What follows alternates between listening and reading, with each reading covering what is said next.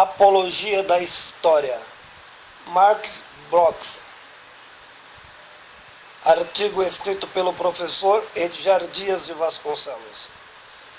Exuberante escritor francês, ajudou a fundar a escola dos análises e da nova história. Filósofo e historiador, crítico literário, infelizmente foi morto pelos nazistas em 1944. Por esse motivo, seu trabalho ficou incompleto. Publicado em 1949, foi responsável pela nova perspectiva do estudo no desenvolvimento de uma concepção crítica da historiografia, sendo, portanto, o papel do historiador indispensável. No seu magnífico livro expõe os elementos metodológicos, a questão da epistemologia como fundamento filosófico da disciplina História. Procurou encontrar na mesma o objeto científico da construção do pensamento da análise. Fortalece a acepção dialética crítica. Formulou na história o papel do historiador. No primeiro capítulo de sua obra, procura construir a ideia em que o objeto principal da história não é o estudo do passado. Entretanto, sobretudo, o ser humano deve ser compreendido. Desenvolveu a magnífica discussão a respeito da história como ciência. A ideia é que a história é a ciência dos homens. O entendimento dos mesmos no tempo, na continuidade relativa dos fatos.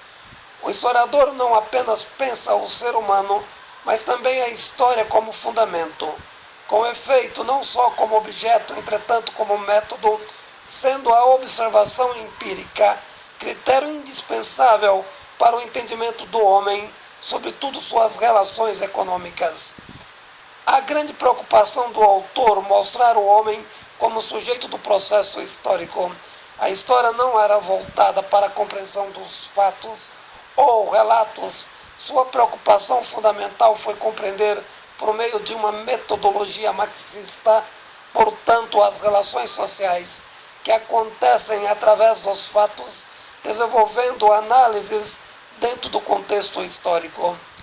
Desenvolve a seguinte racionalidade a respeito da observação histórica, defendendo a proposição: o estudo recente tem maiores possibilidades para compreender os fatos fenomenológicos, não tanto através da valorização das falas testemunhais, dada a infinitude dos pronunciamentos. No desenvolvimento da pesquisa histórica, o pesquisador precisa entender que há dois modelos fundamentais de documentos analisados. Em primeiro lugar, os que são fabricados. Segundo, quando aparece naturalmente no anonimato na reprodução de tais análises. O que é fundamental para o historiador deve fazer uso apenas de documentos escritos. Entretanto, pode também trabalhar com documentos não escritos em outras ciências, especificamente na arqueologia.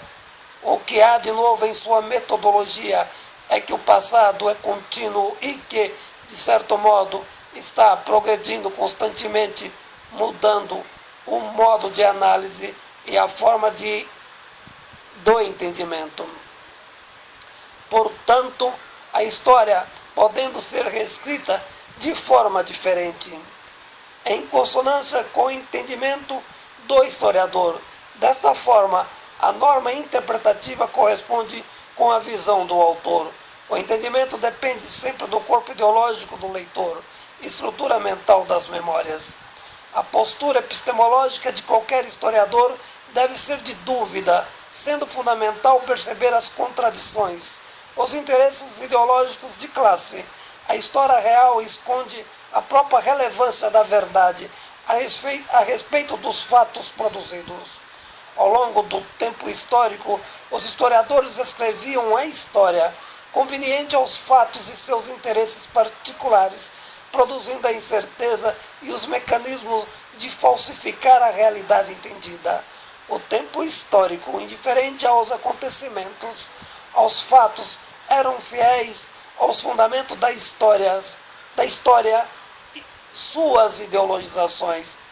A classe dominante detentora da verdade, com efeito até então não tinha sido elaborado o espírito crítico, entendimento da realidade pela materialidade e suas contradições.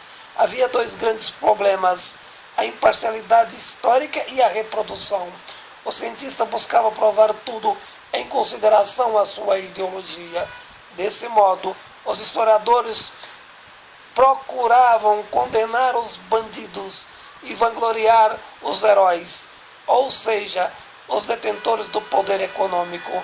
Portanto, é fundamental a análise crítica das ações humanas, as motivações e interesses particulares, sendo necessário, portanto, desenvolver a leitura considerando o tempo histórico.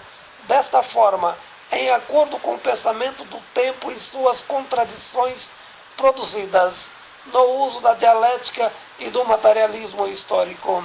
O historiador precisa escolher o período histórico, compreender suas diversidades ideológicas, selecionar o estudo crítico para análise, não sendo fundamental o entendimento do passado, uma vez que a história e o tempo são continuidades.